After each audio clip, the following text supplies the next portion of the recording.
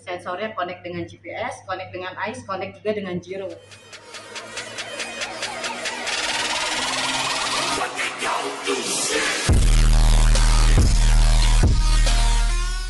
Assalamualaikum warahmatullahi wabarakatuh. Salam sejahtera buat kita semua. Halo Sobat Pelni, apa kabar? Semoga semua dalam keadaan sehat walafiat.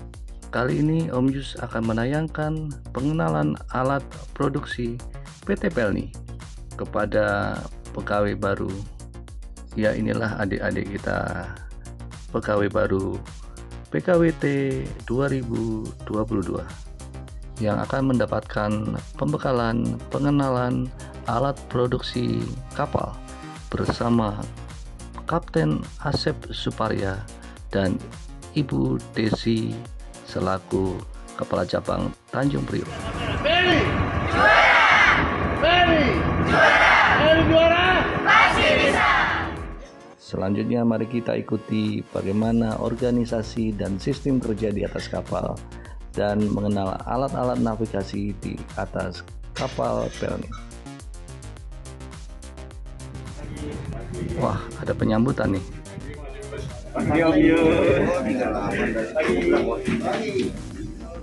Gimana kabarnya? Baik.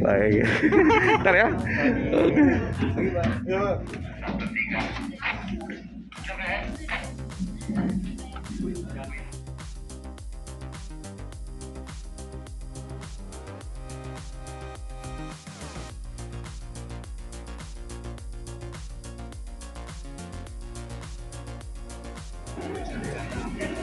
Instrukturnya mau bagaimana silahkan. Kep, izin Kep. Ya Pak. Ya. Siap. Ayo. Nanti ya. Yang kita pakai masker apa ya? Semua pakai masker kan, kita ikutin aja.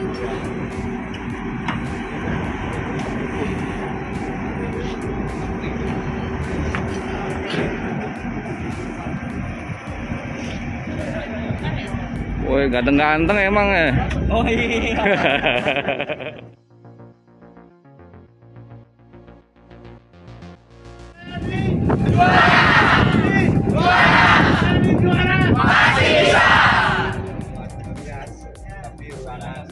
Ruangan makan. Ayo kita langsung. Gap, saya izin Gap. Di luar kita ke salon.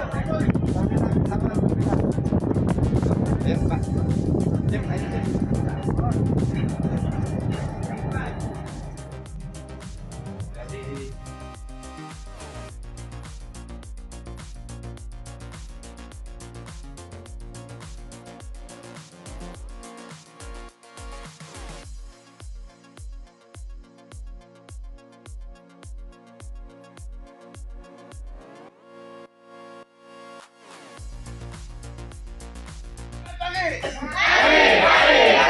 Luar biasa, tak semangat. Pelni juara, Pelni juara, Pelni juara. Pasti bisa. Selamat datang kami ucapkan kepada Bapak Junarto yang mewakili Vice President SDM. Selamat datang juga kami ucapkan kepada Kepala Cabang Tanjung Priok Ibu Nuraini Desi beserta jajaran, dan telah bergabung juga bersama kita Nahkoda KM Kelut Kep Asep Suparya beserta seluruh perwira dek KM Kelut. Dan saat ini juga selamat datang kami ucapkan juga kepada para panitia dan peserta Diklat Orientasi Pegawai PKWT Program Perekrutan Bersama BUMN tahun 2022. Assalamualaikum warahmatullahi wabarakatuh. Bersama BUMN tahun 2022 jumlahnya ada 41 orang. Nanti penempatannya ada di divisi PAP, ada juga di operasi, di kesekretariatan perusahaan, di aset, dan kemudian akan tersebar di seluruh cabang. Ibu Nuraini Desi untuk menjelaskan tentang pengenalan kantor cabang. Kepada Ibu Nuraini Desi kami persilahkan. Assalamualaikum warahmatullahi wabarakatuh. Selamat pagi, salam sejahtera untuk kita semua. Yang terhormat Kapten Asep sebagai tuan rumah Nahkoda KM Kelut dan para perwira yang hadir hari ini. Pak Junarto, Mbak Desi, serta adik-adik semuanya yang hari ini orientasi mengenai cabang dan kapal. Nama saya lengkapnya Nuraini Desi Winiastuti, kepanjangan sebetulnya, tapi nggak apa-apa, itu pemberian orang tua, panggilannya boleh terserah, bebas aja. Ibu Desi boleh, Ibu Nuraini Desi boleh, Ibu Wini boleh, bebas aja. Oke, hari ini kita akan mulai dengan pengenalan cabang. Sebelumnya saya perkenalkan dulu, ada tim saya di sini, ada Mas Aulia Akbar di sebelah sana. Beliau sebagai berdiri Mas Akbar biar kelihatan. Beliau sebagai Kepala Operasi dan Layanan PT PLNI Cabang Tanjung Priok. Kemudian di sini saya bawa Mas Ade Dinar. Di sini beliau sebagai Kabak Umum dan Administrasi. Sementara untuk dua kabaknya kebetulan hari ini ada beberapa kegiatan yang tidak bisa hadir di KM Kelut, dan satu lagi ada Mas Rizky dari bagian umum. Mas Rizky ini cukup sibuk juga kalau ada kapal, karena ada beberapa kapal yang memang ada beberapa kebutuhan umum yang memang harus dipenuhi. Oke, kita mulai ya. Izin Mas. Ya, profil singkat mungkin sama-sama sudah tahu ya kalau PT PLNI berdiri tahun berapa, kemudian anak usahanya atau PLNI Group-nya. Ada PLNI Group di sini, ada SBN, kemudian PIDC, ada rumah sakit, kemudian di sini ada juga cabang yang memang kita cukup banyak, ada 45 cabang dan 49 terminal poin. Dan salah dua cabang terminal poin yang ada di Tanjung Priok itu yang aktif ya, secara aktif itu ada Bengkulu dengan Padang, dan kebetulan di situ ada kapal perintis. Nah, untuk di bawah Priok sendiri memang cukup banyak jangkauannya, ada Jambi, Palembang, Lampung, kemudian Pangkal Pinang, kemudian Blinyu, Tanjung Pandan.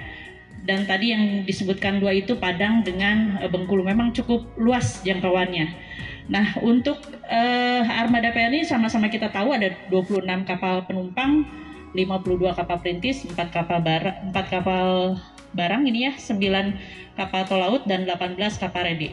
Ini harusnya sudah dikoreksi nih 16 ya. Kalau dari sisi operasional kapal, hampir 60% biaya itu biaya bahan bakar.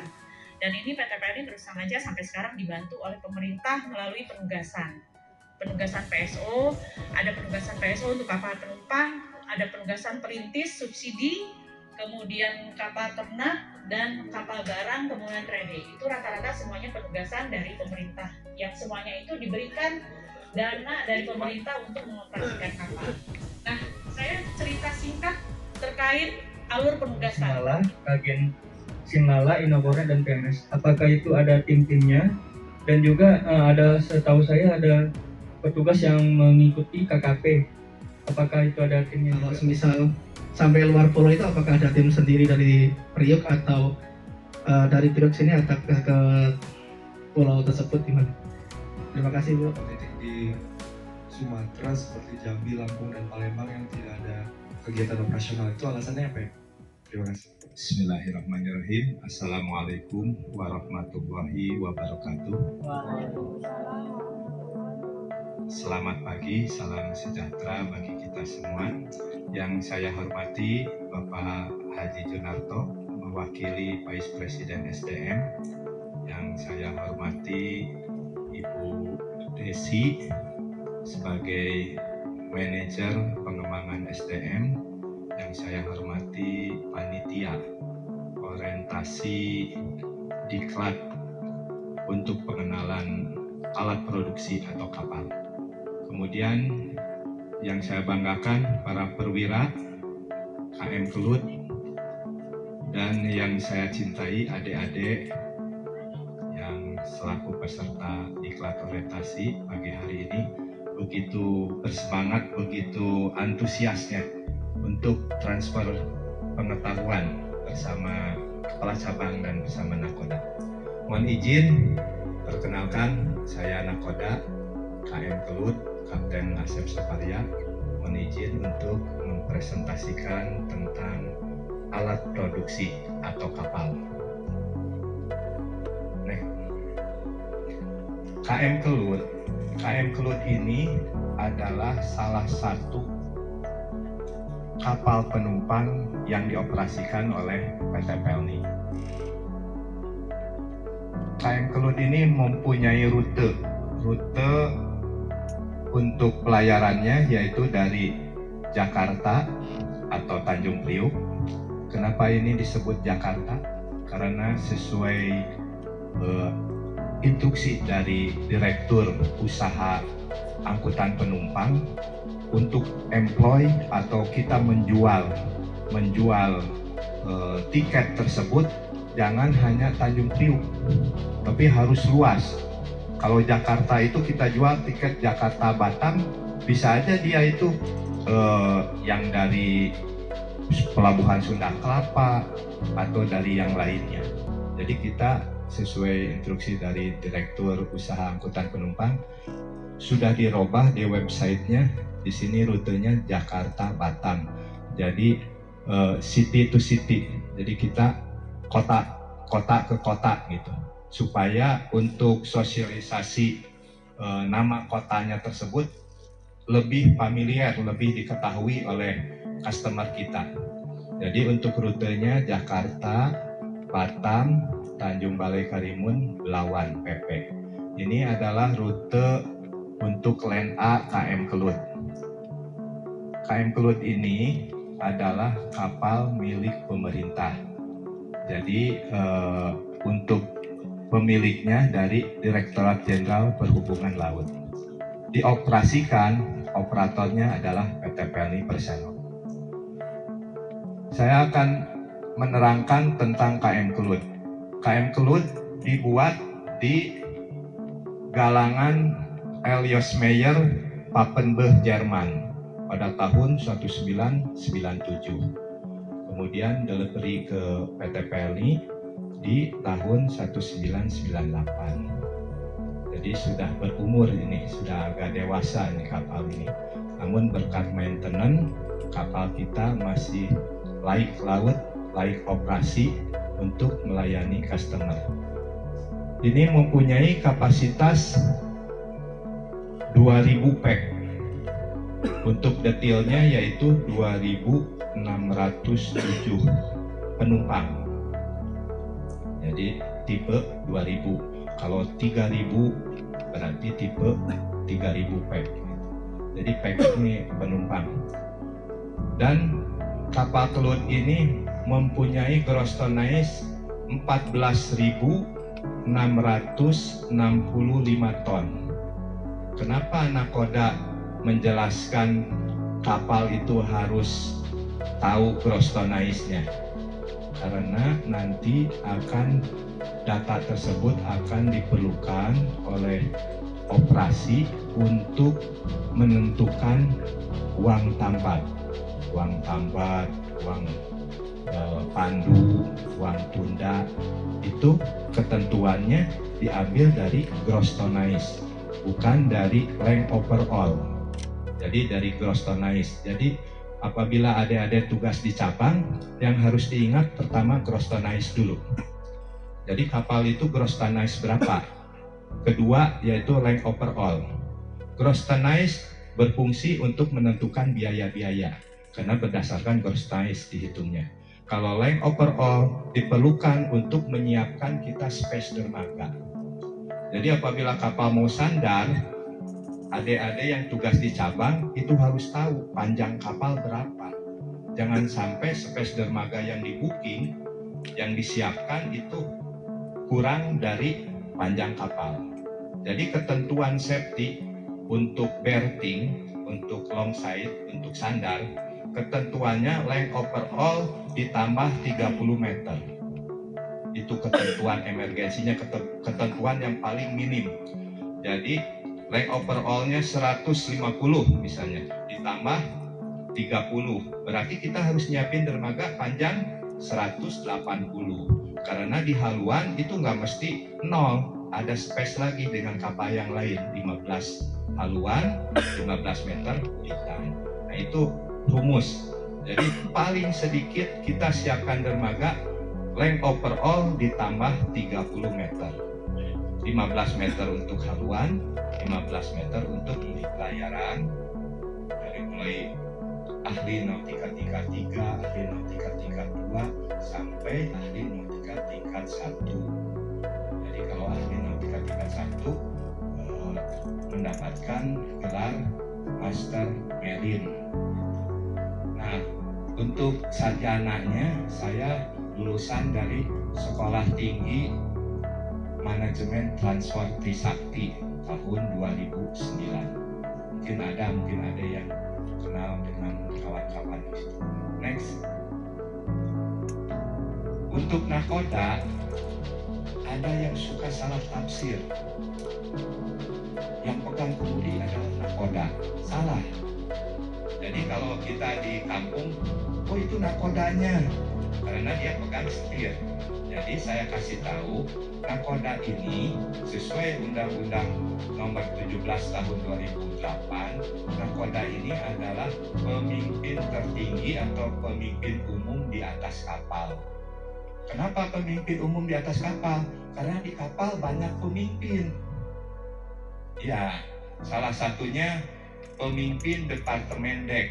Jadi di kapal itu ada beberapa departemen. Pertama departemen dek, kedua departemen mesin, yang ketiga departemen pelayanan.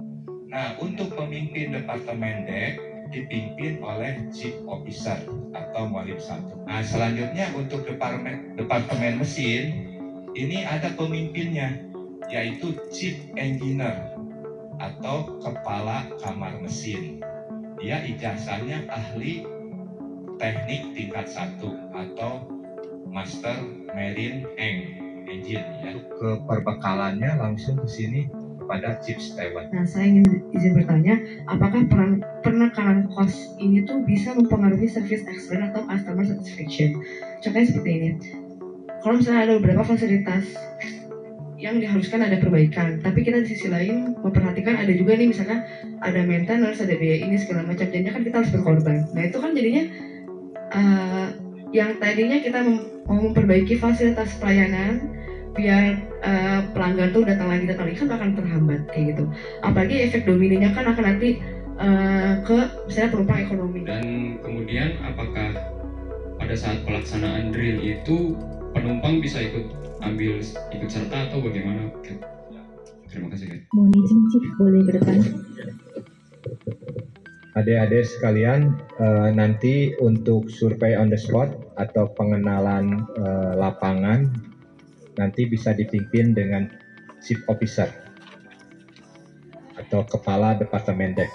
Selanjutnya ada perwira kami seperti second officer maupun third officer, ada juga dari petugas kesehatan dan juga dari penata usaha kapal. Silahkan Mbak Ani. Mohon izin untuk anjungan nanti dipimpin oleh mualim 1 ya, yang pengenalan anjungan dipimpin oleh mualim 1. Silahkan ikut dengan mualim 1, dan untuk mengetahui alat-alat keselamatan dipimpin oleh mualim 3 senior. Nanti Mbak Endang bantu Pak Mualim 1 ya, pengenalan tentang alat-alat navigasi. 2 senior bantu 3 senior. Untuk administrasi silakan dengan PUK, dan untuk kesehatan atau untuk pelayanan dengan petugas kesehatan atau dengan jenang. Kan 4 kelompok ya. Oke, langsung aja untuk membersihkan. Selamat. Ini maaf dari campuran ya ini ya? Iya, campuran ya. Nah, silakan. Ya, baik. Selamat pagi, ini di sini anjungan ya, anjungan time flow. Nanti mungkin Mbak Endang akan menjelaskan tentang alat-alat navigasi yang ada di anjungan. Ya, alat-alat navigasi yang ada di anjungan, dari radar, IPS, semuanya. Dan ada Bapak Markonis juga yang bantu keterangan tentang radio atau komunikasi ya, komunikasi yang digunakan baik intern atau ekstern ya. Mungkin bisa dimulai untuk bersingkat waktu. Dari ikut deh. Awalnya aja nih Pak. Ini dengan kayak ikut, maksudnya ini namanya radar ya. Radar itu selama pelayaran digunakan untuk melihat jarak dari kapal ke kapal lain kapal dengan daratan. Kapal dengan kapal lain jaraknya berapa, kapal dengan daratan atau pulau jaraknya berapa, ini pakai radar. Nah, kalau untuk malam hari ini bisa nangkep objek itu kayak perahu, layar, kan pandangannya terbatas. Kita punya GPS. Ini connect dengan GPS, connect dengan AIS.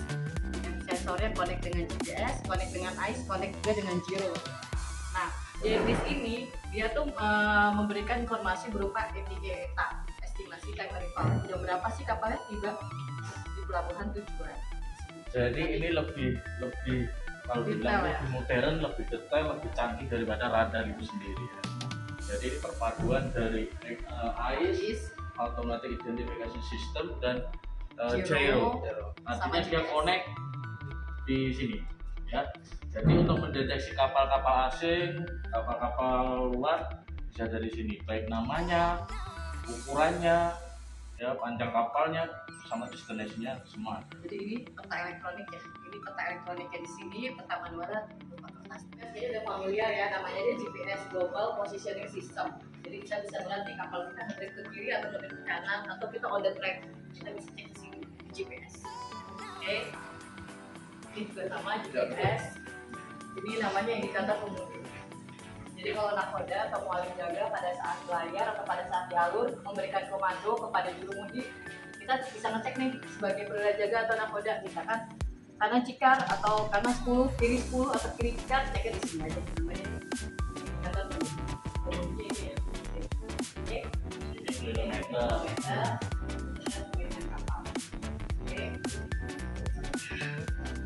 Ini namanya R ya, ini binokular ya. Ini juga sama radar, jadi ada dua, radar kiri, radar kanan, kemudian tetap sama. Ini peta, tadi kan itu peta elektronik, ini peta manualnya. Oke, ini jurnal deck. Seluruh kegiatan di anjungan selama jam jaga itu kita record ya di jurnal. Ada dua, ada kopi sama ada yang ya. Oke. Ini boat raster. Nah, ini boat raster. Oke, kita kompas. Ini penjerat celahnya. Gunanya untuk kalau kita mengubarin pulau menggunakan ini. Ya. Nah, manualnya pakai ini. Manualnya pakai ini dengan bantuan radar sama peta. Kita cekin dulu berapa jaraknya baru kita pakai ini. Oke. Terus ini yang tadi tanyakan tentang drill ya. Ini jadwal drill kapal. Iya. Ini jadwal drill ya.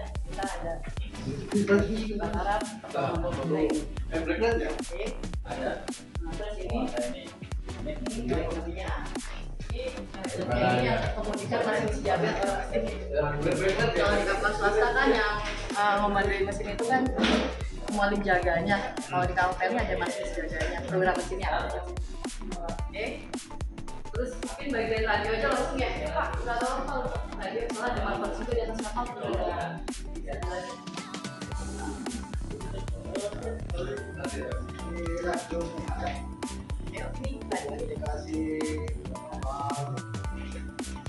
Channel kerjanya jadi kita nggak usah bayar kan gerak dari situ ya, dari situ kita pesennya ini udah otomatis ini kita kecelakaan kenapa itu otomatis dipasang posisinya kapal apa itu. Jadi kenapa channel 67? Karena channel 67 itu channel yang dipakai pada saat kapal sandar. Jadi kalau nanti jadi bagian operasi ya, kalian standby-nya channel 67. Channel kerja pelni. Ya, channel kerja pelni. Pokoknya nggak mesti pelni juga sih. Banyak beberapa swasta juga pakai channel 67. Kalau untuk selama pelayaran 16. Karena kita lewat ISS, kita ada beberapa channel yang kita harus ganti. Ini sektor-sektor ya. Karena kita kan lewat Singapura. Ya, kalau ini eco sounder namanya. Alat untuk mengukur kedalaman laut.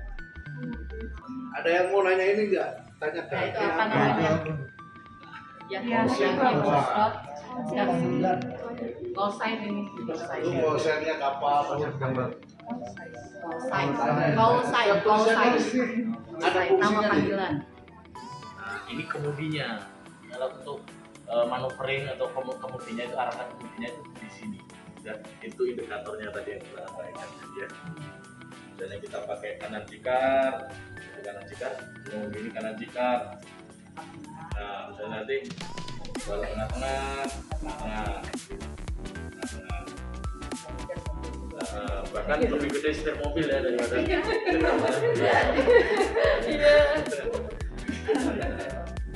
jadi kalau kapal sudah di laut bebas otomatis itu artinya tanpa dikendalikan sini sudah dia otomatis autopilot.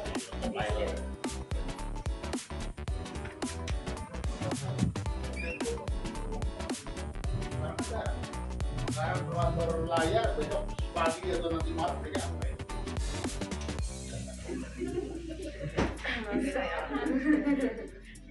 Kita sama tinggalnya perusahaannya nanti sama.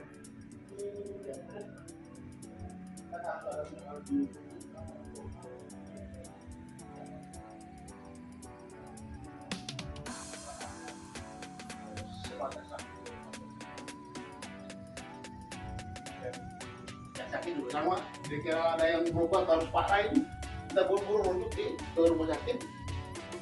rumah sakit, kemudian ke turunkan di pelabuhan juga. Apalagi contohnya itu kan namanya kapal lampu ya Pak, nanti ada kru yang habis itu mana yang sudah gawat itu apakah langsung dipanggilkan kampus atau pembuat lampion atau yang sudah digawat berlabuh di tengah laut. Di tengah laut ya bilang pakai perahu lah. Kita ambil perahu ya. Baru kita pergi ke kapal yang dibatas seperti kata ya. Emergency selebihnya di rumah sakit. Dan makanan darurat. Nah, setiap tahun Life ini dicek kondisinya saat drop, nama-nama saat drop ya. Diturunkan, dicek di dalamnya isinya apakah laptopnya masih bagus, baterainya masih expired, dan kualitasnya masih bisa digunakan. Seandainya ada yang rusak, diganti. Jumlah kapasitasnya satu laptop ini bisa menampung 25 orang. Dan untuk skoci kita punya 12 buah. Dua diantaranya skoci komando yang kecil-kecilin yang paling depan, dan sisanya skoci ini, skoci umum untuk penumpang. Kapasitasnya yang kecil 60 dan yang besar 150 Pak ya, 150. Hari itu aja.